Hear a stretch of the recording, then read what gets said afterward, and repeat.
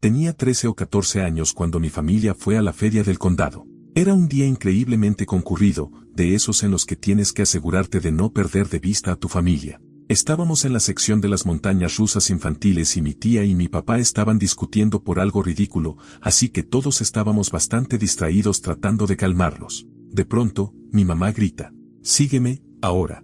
Me agarra de la mano con fuerza y me lleva con urgencia, sin decir nada más. Corre directamente hacia un hombre de unos 60 años que sostenía la mano de un niño que lloraba, de unos 5 años. Mi madre le pregunta con tono agresivo: «¿Qué estás haciendo con él?». Y el hombre se queda paralizado. Dice que se perdió la mamá del niño. Afirma que es su abuelo y que están bien. De inmediato, mi madre se arrodilla y le pregunta al niño: «¿Conoces a este hombre?». El niño, llorando, niega con la cabeza y dice que están buscando a su mamá.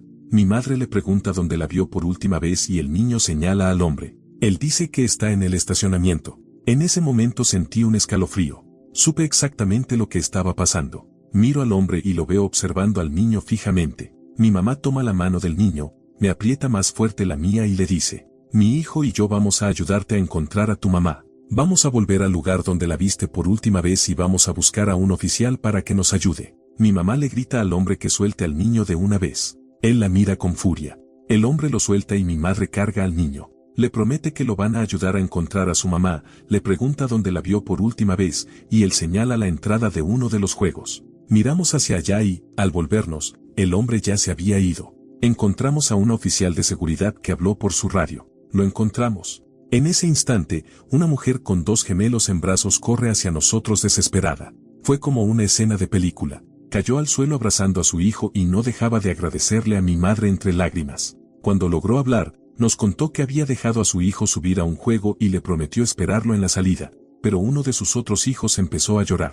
Era madre soltera. Solo fueron unos breves momentos de distracción, pero cuando se dio vuelta, su hijo ya no estaba. La oficial le agradeció a mi madre, que también lloraba en ese momento, y volvimos con el resto de la familia, que estaba preocupada porque nos habíamos tardado demasiado. Mi mamá les explicó todo. En medio de la pelea entre mi papá y mi tía, y del ruido de la enorme multitud, escuchó a lo lejos un «quiero a mi mami». De entre cientos de personas, logró ubicar al niño y dijo que algo se sintió mal de inmediato. Fue algo tan rápido que podría haber pasado por alto. Incluso pudo haberlo escuchado sin saber de dónde venía. Esa noche volvimos a casa. No hemos vuelto a esa feria en los más de 12 años que han pasado. La forma en que ese hombre se lamió el labio, como si el niño fuera un postre, me sigue persiguiendo. El hecho de que haya escapado todavía le da terror a mi madre. Tal vez no sea la historia más aterradora, pero trata sobre mi hermana y yo. Mi mamá, soltera, fue azafata de vuelos corporativos toda su vida. Mi papá no estaba en la imagen. Así que mi mamá necesitaba una niñera para cuidarnos cuando tenía viajes largos. No éramos ricos ni nada por el estilo, de hecho estábamos bastante cerca de ser pobres, y la niñera era una necesidad básica. Teníamos una señora que nos cuidaba desde que tengo memoria, pero con el tiempo le diagnosticaron cáncer y no pudo seguir. Entonces se reunió con mi mamá en una cafetería en el norte del estado de Nueva York, donde vivíamos, y le dijo que tenía que renunciar. Pero le comentó que había contactado a una conocida llamada Karen para que se entrevistara con ella y posiblemente la reemplazara. Toda esa conversación se dio en público, en la cafetería. Una mujer desconocida escuchó toda la charla y se presentó en el lugar y la hora acordados para la entrevista, haciéndose pasar por Karen. La verdadera Karen nunca se presentó. Esto fue probablemente en 1991-1992, antes de que existiera Internet. Al parecer, la entrevista salió bien, mi mamá la contrató, y nunca volvimos a hablar con la niñera original. Hasta que pasaron unos 5 años. Resulta que la niñera original no había muerto de cáncer y se encontró con mi mamá en el centro comercial. Mi mamá le agradeció por la recomendación y le dijo que Karen estaba funcionando de maravilla. Pero ella le explicó que su amiga había tenido que mudarse a otro estado y que nunca fue a la entrevista. Pensó que como mi mamá no la llamó, había contratado a otra persona. Una completa desconocida cuidó de mi hermana y de mí desde que teníamos unos 5 hasta los 10 años. Hicimos viajes por carretera con ella, tenía su propia habitación en nuestra casa. No tenía familia, nunca conocimos a ninguno de sus amigos. Nos cuidaba por semanas enteras mientras mi mamá estaba volando. Así que mi mamá volvió a casa después de encontrarse con la niñera original y la confrontó. La mujer rompió en llanto y le confesó que en ese momento estaba pasando por una mala etapa y necesitaba un trabajo. Dijo que se había encariñado con nosotras y que amaba ser nuestra niñera. Supongo que mi mamá pensó, bueno, ya lleva años cuidándolas y siguen vivas. Así que siguió siendo nuestra niñera hasta que fui lo suficientemente grande para cuidar a mi hermana yo solo. Estaba manejando de regreso a la universidad desde Boise hacia Eugene después de las vacaciones de primavera cuando recogí a un autoestopista. Al principio era alegre y amistoso, pero con el paso de los kilómetros su actitud cambió de amigable a dominante y desagradable. Paré para cargar gasolina e ir al baño, y él me dijo que dejara las llaves en el auto cuando saliera, lo cual me alertó de inmediato, así que me las llevé conmigo. Cuando entré a pagar, él ya estaba ahí y le pidió al cajero que sumara un paquete de cigarrillos a mi cuenta. Le dije que no iba a pagarle ningún cigarrillo. Luego, antes de volver al auto, le dije que buscara otro viaje. Se metió de nuevo y me gritó que me callara y manejara. Ninguno habló en los siguientes 80 kilómetros hasta que casi estalla gritando maldito cabrón, necesito un cigarro. Le respondí que la única forma de conseguir uno era bajarse del auto y encontrar otro viaje, lo cual lo hizo callar por un rato. Después de pasar Salem empezó a ponerse nervioso y dijo que tenía que estar en Los Ángeles para el día siguiente. Le dije que no tendría problema consiguiendo otro aventón cerca de Eugene. A unos 16 kilómetros de la salida, me dijo que yo lo iba a llevar hasta Los Ángeles o si no, iba a ver. Unos 8 kilómetros después, un patrullero estatal nos pasó por al lado, y él me dijo que bajara la velocidad y lo dejara pasar. En cambio, aceleré, me metí delante de la patrulla y empecé a frenar repetidamente, mientras él gritaba que parara y que dejara pasar al patrullero. El policía se colocó detrás de nosotros y encendió las luces. El tipo temblaba y me dijo que no hiciera ni dijera nada estúpido. Apenas el auto se detuvo, agarré las llaves, salí corriendo y me fui directo al patrullero para contarle lo que estaba pasando. Esperó a que llegara otra patrulla y luego sacaron al tipo de mi auto apuntándole con armas. Mientras lo llevaban al patrullero, gritaba que debió haberme desvivido antes. Unos días después, el oficial me llamó para pedirme más detalles desde el momento en que recogí al hombre hasta que fue arrestado. Me dijo que tenía 3 órdenes de arresto por quitarle la vida a 3 personas y que, de no haber hecho lo que hice para llamar su atención, no dudaban que yo habría sido la siguiente víctima. Fue extraditado a Texas por 2 de esos hechos. Tuve pesadillas durante años por ese día. El secuestro de Angela Hammond. Angela Hammond, de 20 años, era una joven muy querida que vivía en Clinton, Missouri. Trabajaba en un banco y tomaba clases en la Universidad Estatal Central de Missouri. En enero de 1991, se comprometió con Rob Schaefer, un deportista que planeaba entrar al ejército. Alrededor de las 10 de la noche del 4 de abril de 1991, ella lo dejó en su casa después de una barbacoa. Planeaban volver a verse más tarde, cuando la madre de Rob regresara del trabajo, ya que él estaba cuidando a su hermano menor. Angela pasó un rato con su amiga Aquila. A las 11:15 de la noche, llamó a Rob desde un teléfono público en la intersección de Jefferson con la segunda calle, a unas 7 cuadras de su casa. Mientras hablaban, notó a un hombre sospechoso dando varias vueltas por la cuadra en una camioneta Ford verde. Finalmente, el vehículo se detuvo junto a ella. El hombre bajó, usó el teléfono y luego volvió a subir a su camioneta. Sacó una linterna y comenzó a iluminar el interior del vehículo, como si estuviera buscando algo. Angela le describió a Rob cómo era el hombre y su camioneta. Luego le preguntó si necesitaba usar el teléfono. Él respondió que volvería a intentar con el otro en un momento. Entonces siguieron hablando. Unos momentos después, Rob escuchó a Angela gritar. Escalofriantemente, el hombre dijo, de todos modos no necesitaba usar el teléfono. Rob dejó caer el teléfono de inmediato, salió corriendo y se subió a su auto. Condujo rápidamente hacia el teléfono público, con la esperanza de ayudarla. Mientras la camioneta pasaba a toda velocidad en dirección contraria, escuchó a Angela gritar su nombre. Puso el auto en reversa de golpe, lo que dañó la transmisión. Logró seguir a la camioneta durante unos 3 kilómetros, hasta que la transmisión falló al girar bruscamente hacia la derecha. La camioneta desapareció y nunca más fue vista. Angela jamás fue encontrada. Imaginar llegar justo a tiempo para ver cómo secuestran a la persona que amas y luego perderla en la persecución. Él debió sentirse completamente impotente.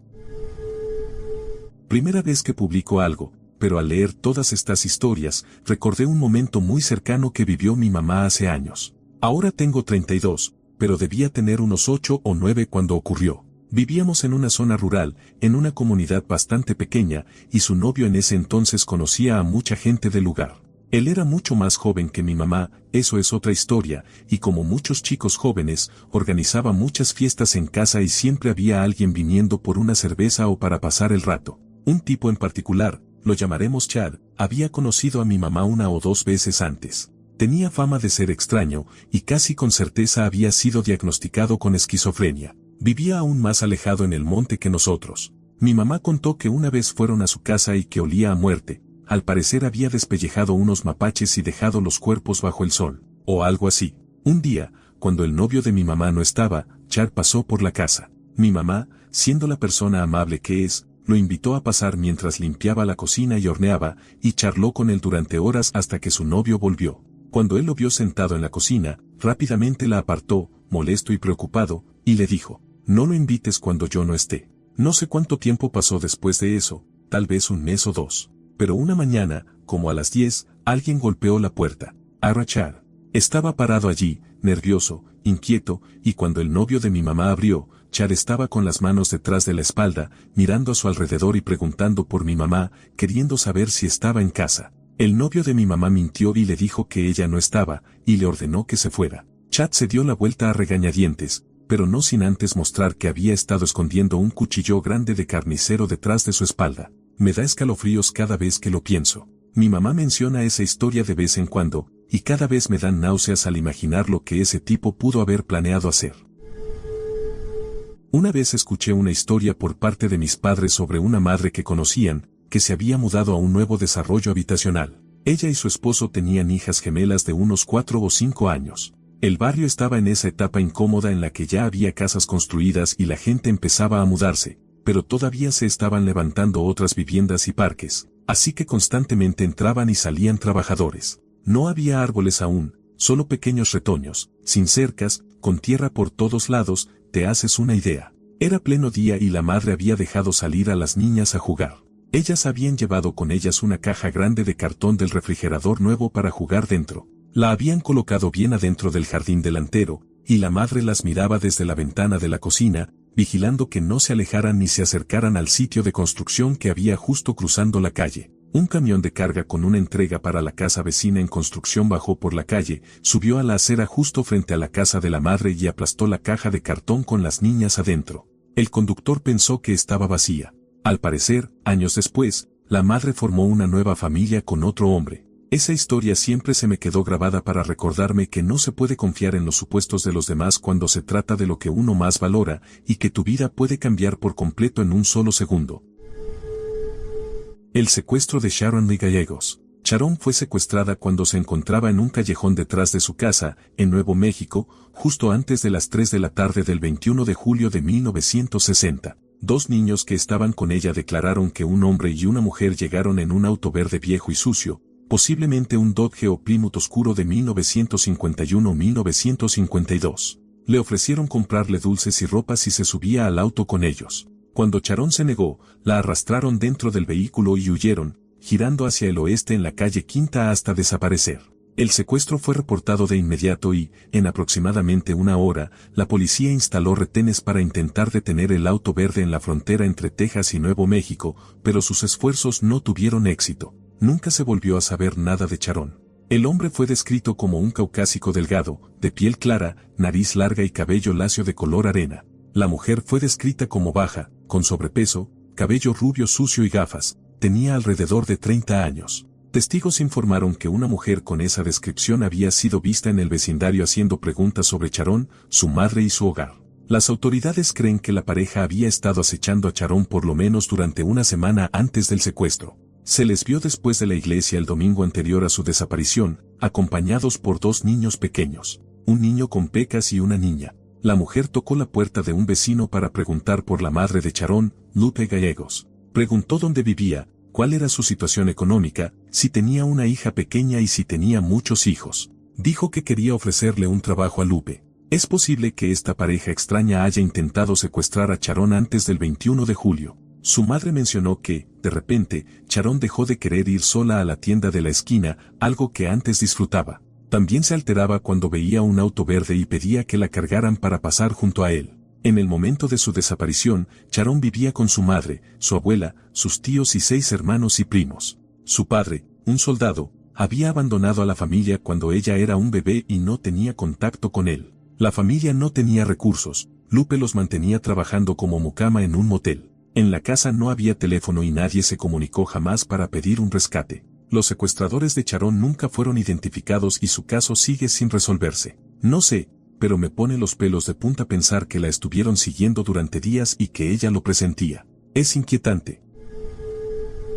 Vuelo 522 de Helios Airways. Era un vuelo desde Lárnaca, Chipre, hacia Praga, República Checa, el 14 de agosto de 2005. El avión despegó con normalidad y ascendió hasta su altitud de crucero, pero poco después, los pilotos contactaron por radio para pedir ayuda con un problema técnico, ya que una alarma sonaba en la cabina. Tras varios mensajes con tierra, en los que ya parecían desorientados y confundidos, dejaron de responder.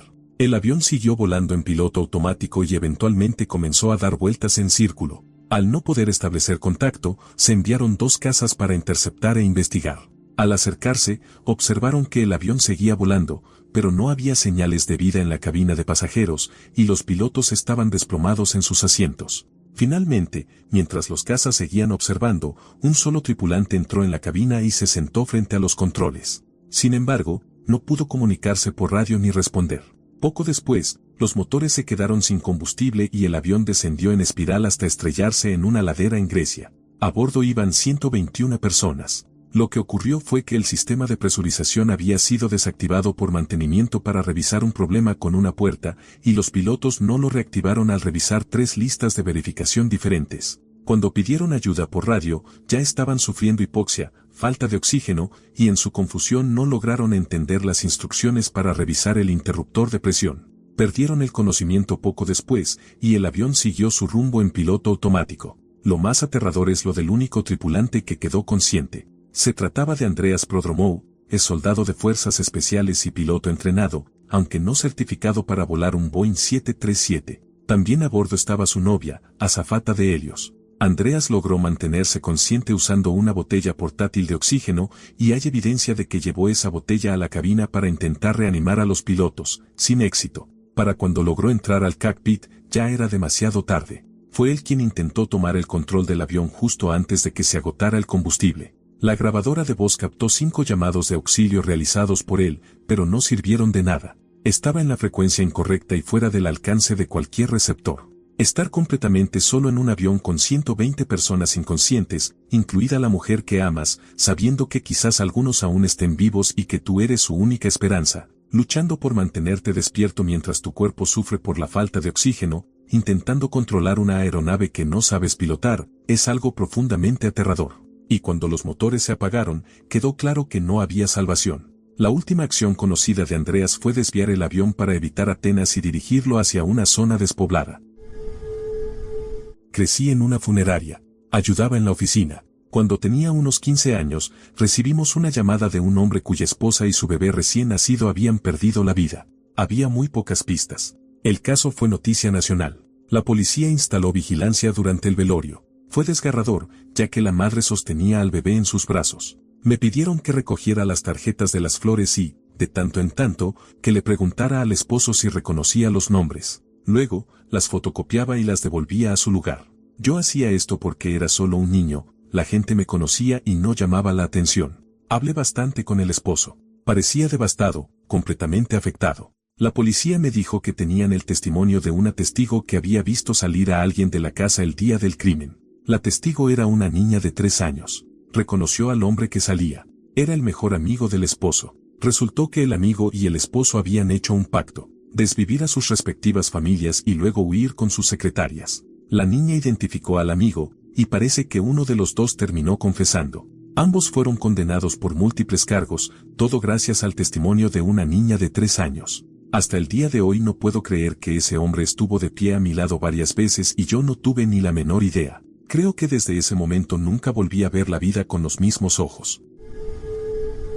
Esta historia no es necesariamente lo que muchos considerarían aterradora, pero es algo que no he podido sacar de mi mente desde que ocurrió y necesitaba desahogarme. Cuando era más joven, tenía un amigo, 16, con un juicio muy pobre. Estaba cegado por el amor hacia una amiga en común, 17, con quien terminó teniendo un hijo. Me hablaba todo el tiempo sobre sus planes a futuro, sus metas compartidas para asegurarle un buen comienzo a su hijo por nacer y lo feliz que estaba con ella, y ella con él. Cuando nuestra amiga tenía unos 5 meses de embarazo, se fue de vacaciones familiares a Alemania, donde le fue infiel con el hijo de un amigo de su padre. Al volver del viaje, terminó la relación con mi amigo y, para sorpresa de ambos, había traído consigo al chico con el que le había sido infiel. Él quedó devastado por esa decisión tan abrupta y transformadora. El tiempo pasó, igual que nuestra amistad y las conversaciones sobre su deseo de estar presente en la vida de su hijo. Cuando nació, él estuvo en la sala, sosteniendo una de las piernas de su ex,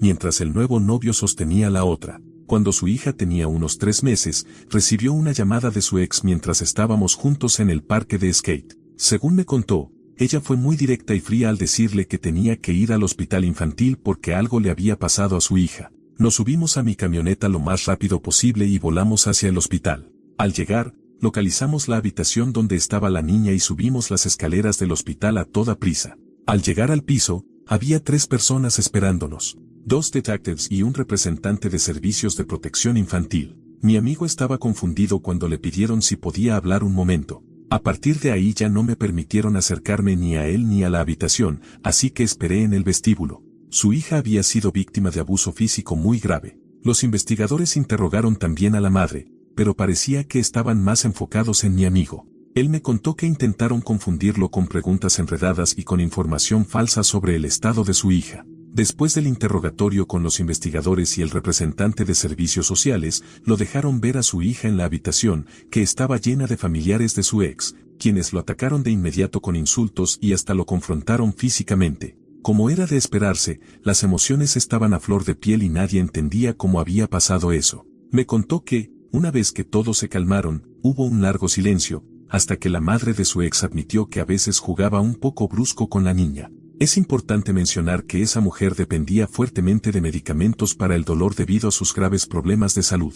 Esa confesión fue escuchada no solo por mi amigo y la familia de su ex, sino también por la enfermera, el doctor y el representante de servicios sociales presentes durante la revisión. Después de todo lo ocurrido en el hospital, la situación de mi amigo cambió drásticamente. Servicios Sociales abrió un caso contra él y su ex que duró 3 años. Durante ese tiempo, la niña quedó bajo custodia del Estado. Al no encontrarse culpabilidad ni en él ni en la madre, ninguna persona fue declarada culpable del abuso, la niña fue devuelta a su madre, quien luego inició una batalla legal de otros 3 años para quitarle los derechos como padre, alegando inestabilidad mental, sin pruebas, consumo de sustancias y falta de protección a su hija. Lo retrataron como un drogadicto narcisista, maltratador de niños con comportamientos sociopáticos. Fue torturado por el sistema y, como su principal apoyo, yo también sufrí a su lado. Esa experiencia lo afectó de la peor manera posible. Tiene tanto miedo de hablar con profesionales sobre el trauma que vivió, que teme que cualquier cosa que diga quede documentada y refuerce las acusaciones de su ex sobre su salud mental,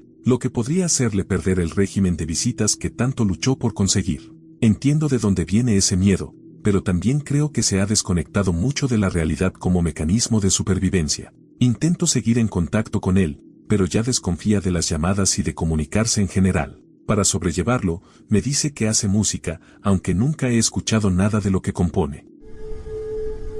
Solía tener un padrastro muy abusivo, tanto emocional como mentalmente. Cuando estaba en 6º grado, mi mamá finalmente decidió dejarlo. Por suerte, mi hermana y yo no tuvimos que visitarlo, ya que nunca firmó papeles de adopción por nosotras, y de todas formas no queríamos verlo. El verano entre 6º y 7º grado empezó bien, pero pronto se volvió una pesadilla. Mi mamá descubrió que él tenía una novia que consumía drogas y se negó rotundamente a darnos la opción de visitarlo, lo cual era totalmente comprensible. Una noche, mi hermana y yo estábamos en casa cuando nuestro expadrastro la llamó. Le dijo: necesito verlas, voy para allá en 10 minutos y no me importa si su mamá no me deja entrar, voy a forzar la entrada si es necesario. Incluso me las llevaré si eso significa poder verlas. Estábamos aterradas y mi hermana le pasó el teléfono a nuestra mamá, que se puso furiosa. Le gritó y, por suerte, él no apareció. Durante todo el verano siguió presentándose en nuestra casa cuando no estábamos e intentaba contactarnos.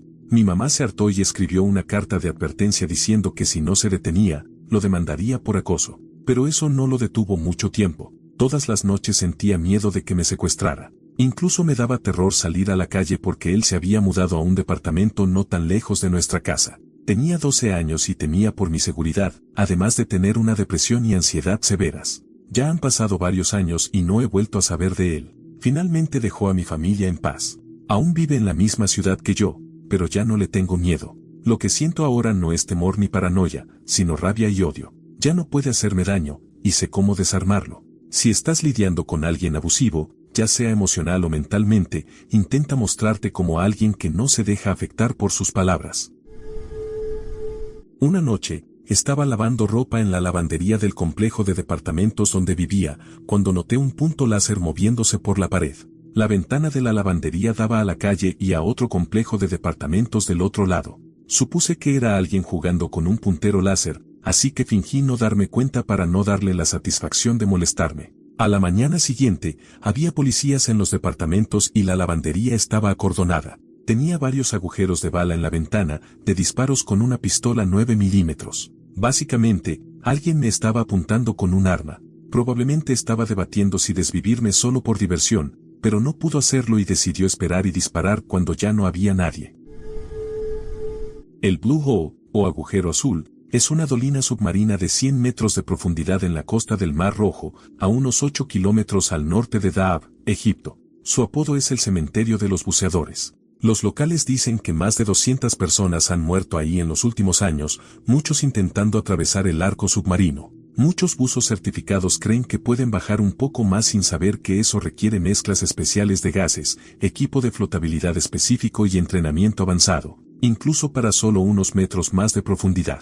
Imagina esto. Haces tu curso de buceo, aprendes a leer las tablas de inmersión, compras tu propio equipo y lo dominas. Comparado con cualquier persona en la calle, eres un experto. Has buceado en arrecifes, en pecios, y hasta has atrapado langostas en Nueva Inglaterra. Vas a visitar un lugar profundo como este y todo va perfecto. Ves algo frente a ti, una cueva hermosa con rayos de sol entrando, y decides acercarte solo un poco. No vas a entrar, sabes que no deberías, pero solo quieres verla más de cerca. Si tu computadora de buceo empieza a pitar, volverás a subir. Te acercas y es impresionante. Estás flotando ahí, maravillado. De repente escuchas un sonido metálico, es tu guía golpeando su cuchillo contra el tanque para llamar la atención de alguien. Miras hacia arriba para ver qué quiere, pero tras mirar hacia la oscuridad durante un minuto, la luz del sol te ciega. Te giras, intentas revisar tu computadora, pero está en una posición rara, así que tuerces el hombro para traerla hacia ti. Está pitando y en la pantalla parpadea Go Up, sube.